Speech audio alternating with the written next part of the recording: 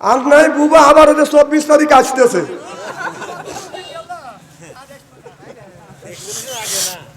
ওয়াজটা করতে দেন, মারহাবা একটু জোর কর। আমার ভাইরা, এ মুসলমান ভাইরা,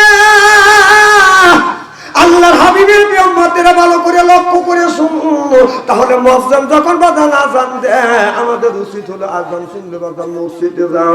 আল্লাহ কোরআন কারীমের মধ্যে বলতেছে, ইযা নুদিয়াতিস সালাহ, আযান হলে মসজিদের দিকে অ্যাডভান্স হও। তাহলে মসজিদে যে আমরা যাব না, আমাদের আযানের আগে যাব না, বাজান পিছনে যাব না। ভালো করে শুনে, আল্লাহ বলেন ইযা নুদিয়াতিস সালাহ, আযান শুনলে মসজিদের দিকে অ্যাডভান্স হও। তাহলে আযানের আগে যাইতে বলছে না, আযানের পরে? আযানের পরে। আল্লাহ বললেন আযান যখন হবে তোমরা মসজিদের দিকে অগ্রসর হও। আযান হবে বাজান 1টায়, আর জামাত হবে বাজান 1:30টায়। আপনি 12:30টার সময় আপনার ওযু দিয়া জুব্বা গায়ে দিয়া মসজিদে যাইয়া আপনার ফ্যান লাগবে একটা, আপনি 3টে ফ্যান দিয়ে যে বাতাস খাচ্ছেন, 2টে ফ্যানের বিল কি আপনার বাপ দিবে? হ্যাঁ, মসজিদে যাবে অপচয় করতেছে, তোমার ফ্যান লাগবে একটা, আর যদি তুমি 3টে ফ্যান দিয়ে যাও আর 2টে ফ্যানের বিল কি তোমার বাপ দিবে?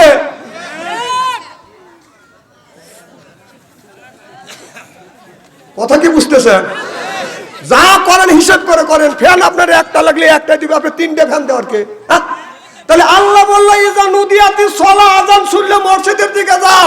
তুমি আযানের আগে মসজিদে যায়া ফ্যান লাগবে একটা দিলে যে 3টে, এই বিলটা দিবে কে?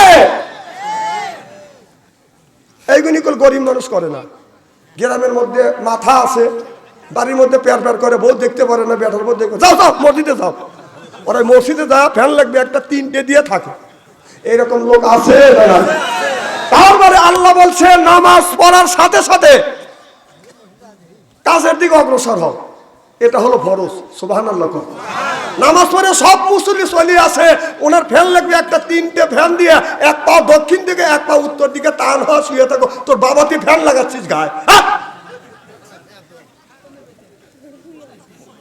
এটা কথা কি আমি অবাস্তব বলতেছি নাকি? মারহাবা একটু জোরে কর। এদিক তাকান। আজ কানাকোষ হবে, কানাকোষ হবে কাল স্টলে। এখন আজ ওয়াজ হবে, কাল তাফসীর হবে স্টলে। বাম হাত দিয়ে চা খাবে, ডান হাত দিয়ে সিগারেট টান দিয়ে বলবে, আরে কত হুজুর দেখলাম রে। না না, কয়টা হুজুর দেখছে আর কয়টা শর্মাইছে? হ্যাঁ, হুজুর খালি দেখেই যাও, খুব তো দেখছে হুজুর। আমার ভাইয়ের, আমার মুসলমান ভাইরে, আমরা যখন মসজিদে মুয়াজ্জিন যখন আযান দেয়, হাইয়া আলাস সালাহ হাইয়া আলাল ফালাহ, তোমরা নামাজের দিকে আসো, কল্যাণের দিকে আসো। আমরা মসজিদে যাই যখন বাদান জামাতে নামাজ পড়ি, একটা মানুষের বাদান নামাজের সময় মোবাইলে রিংটোন বন্ধ করার কথাই বাদান মনে নাই। নামাজের সময় বাদান মোবাইলে রিংটোন যখন বেজে উঠছে, অমনি আপনার সালাম ফিরেনের সাথে সাথে যতগুলি মুসল্লি আছে ওই লোকটা একদম কায়, তোর নামাজের সময় মোবাইলটা তুই বন্ধ করে রাখতে পারি না। ভুল তো মানুষেরই হয়, যেরকম ঠিক কিনে। মানুষ ভুল করছে, করতেই পারে, ওকে ভালো করে বুঝো। সব মানুষ খাইছে ধরলেন আমাদের নামাজ নষ্ট হয়। কথা কম। আপনার বিবি যখন বাড়ির মধ্যে নামাজ পড়ে, আল্লাহু আকবার, আল্লাহ মহান, আল্লাহ বড়, আলহামদুলিল্লাহি রাব্বিল আলামিন, আল্লাহ এই নামাজের মধ্যে তোমার প্রশংসা করতেছি, আর রহমানির রহিম, আল্লাহ তুমি ভালো, তুমি এই রহমত বর্ষিত করবে, মালিক ইয়াউমিদ্দিন, আখিরাতের আদালতে এই মানুষের ভালো মন্দ বিচার করবে। এই কথা নামাজের মধ্যে যখন বলে, আপনার ছেলে টাচ মোবাইলের মধ্যে থেকে বিবির আর তার বেটার বড় টিভির মধ্যে থেকে গানের আওয়াজ বেশি আসে, রূপে আমার আগুন জ্বলে, কান গেল তোর গানের তালে, নামাজ গেল তোর রোসা তলে, আল্লাহর কোরআন কি যে বলে, একবার তুলে নে না কোলে। সুবহানাল্লাহ। তাহলে তোমার বাড়ি আলাপ, তোমার বইয়ের নামাজটা, তোমার বইয়ের নামাজটা গায়ান দিয়া বাজনা দিয়া যদি জগা খিচুড়ি হয়, এই নামাজ পড়ে আল্লাহর জান্নাতে যাওয়া সম্ভব না। সিল্লে এখন ঠিক কিনে।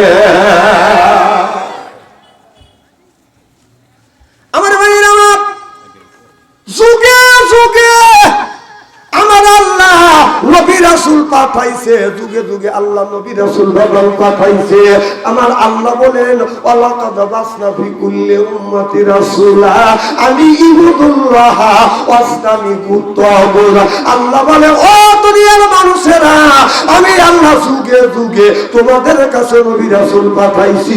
সিল্লাবান আল্লাহু আকবার। নারে আল কোরআনের আলো, নারে আমার যুগে যুগে আল্লাহ নবী রাসূল পাঠাইছে, বিধি প্রদর্শনকারী বাদান পাঠাইছে। আর আমাদের কাছে জানাইছে আল্লাহ মানুষকে তৈরি করছে, তৈরি করবার পরে রাস্তা তো দেখা দিছে। দুই রাস্তা হলো দুইটা, একটা হলো জান্নাতের রাস্তা, একটা হলো জাহান্নামের রাস্তা। একটা ডান রাস্তা, একটা বাম রাস্তা। একটা ইবাদতে রহমানি, একটা হলো ইবাদতে শয়তানি। একটা হলো হিজবুল শয়তান আর একটা হলো হিজবুল্লাহ, একটা হলো হিজবুল শয়তান। রাস্তা মাত্র বাদান কয়টা? ইন্না আলাইনা লাল হুদা। আল্লাহু আকবার। আমার ভাইয়েরা আমার ভালো করে লক্ষ্য করে শুনুন। নূহ আলাইহিস সালাম, আল্লাহর নবী নূহ আলাইহিস সালাম যখন কলমার দাওয়াত দিতে গেলেন আর বললেন লা ইলাহা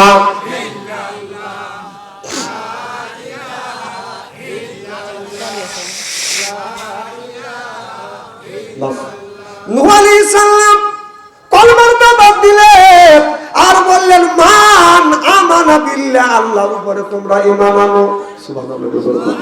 নূহ আলাইহিস সালামের উম্মতেরা বলল না, তোমার আল্লাহর উপরে আমরা ঈমান আনবো না। মান আমানা বিল্লাহর উপরে ঈমান আনবো না। কয় ঈমান যদি না আনো, আল্লাহর কাছে বলল আল্লাহ এদেরকে তুমি ধ্বংস করিয়ে দাও।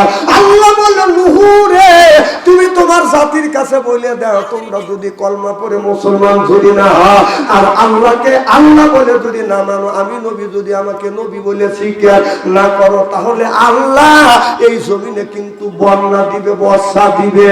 এবার হযরত নূহ আলাইহিস সালাম বাদান আপনার একটা গাছটা বাদান রোপণ করলেন। এই গাছটা জমিনের বুকে বাদান 20টা বছর ছিলেন। ধরো কোন কয় বছর? 20 বছর এই গাছটা যখন জমিনে ছিলেন, 20 বছরের মধ্যে বাদান একটা নারী বাদান সন্তান দেয় নাই, একটা গরু বাছুর দেয় নাই, একটা বকরি বাদান বাচ্চা দেয় নাই। সব জিনিস আপনার বান্দা বানাইয়ে রাখছে আমার আল্লাহ। এরপরে আল্লাহ বললেন নূহ আলাইহিস সালাম এই যে আপনার গাছটা কাটো, একটা নৌকা তৈরি করো। সুবহানাল্লাহ বললেন না? গাছটা তৈরি করলে এই গাছটা তৈরি করবার পরে এই গাছটা যখন বাদান আপনার গাছটা যখন বড় হয়ে গেছে, গাছটা কাটবে, এরপরে বাদান তক্তা বানাবে। যারা গাছ কাটে তাদেরকে বাদান কি বলে? গাইছে। যেরকম কি এই গাছেদের কাছে গেলেন, গাইছে আমি একটা নৌকা বানাবো, তুমি এই গাছটা কাটে দাও। গাইছে বলতেছে নূহ আলাইহিস সালাম আমি তোমার গাছটা কাটে দিতে পারি, তোমার একমাত্র মেয়ে, আমার সাথে তোমার বিয়ে দিতে হবে। নূহ আলাইহিস সালাম বলতেছে তুমি যখন আমার মেয়েকে বিয়ে করতে চাইছো, একটাই মেয়ে, আলহামদুলিল্লাহ আমি তোমার সাথে আমার মেয়ে বিয়ে দিব, আমার গাছটা কাটে দাও। নূহ আলাইহিস সালাম বাদান ওয়াদা দিলেন। ওই গাইছে বাদান গাছটা বাদান কাটে বাদান তক্তা বানা দিলেন। এখন নৌকা বানাইতে বাদান, নৌকা বানাইতে আপনার মিস্ত্রি দরকার আছে না নাই? মিস্ত্রির কাছে না বলে মিস্ত্রি আমি নৌকা বানাবো, আল্লাহ হুকুম দিছে আমার নৌকাটা বানিয়ে দাও। এবার মিস্ত্রি বলতেছে নূহ আলাইহিস সালাম আমি তোমার নৌকা বানা দিতে পারি, তোমার একমাত্র কন্যা আমার সাথে বিয়ে দেওয়া লাগবে। নূহ আলাইহিস সালামের মেয়েটা খুব বাদান সুন্দর ছিল। ও বাদান এত সুন্দর ছিল, আপনার আমাদের দেশের সুন্দরী মেয়েরা যদি রাস্তা দিয়ে যায় পায়ে পরে হাই হিল করতেছে বাদান কিলকিল, তোর এলাকায় লোককে যুবকের দেয়ছি পেট খালি পিঠ খালি, বোরখা ছাড়া চলে পেট খালি পিঠ খালি। আমি হিসাব করে দেখলাম ওই মেয়েটা হলো অরিজিনাল শয়তানের শালী। দেখে যুবকের আমার হাতে তালি চেনে না অলি গলি আছে না নাই? আমার ভাইরা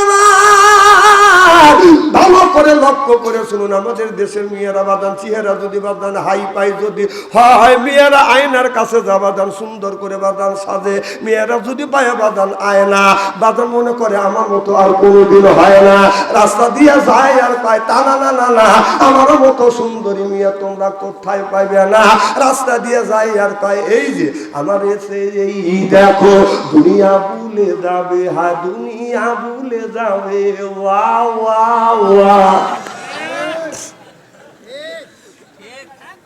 খুব খারাপ লাগতেছে নাকি? আমি যদি এইভাবে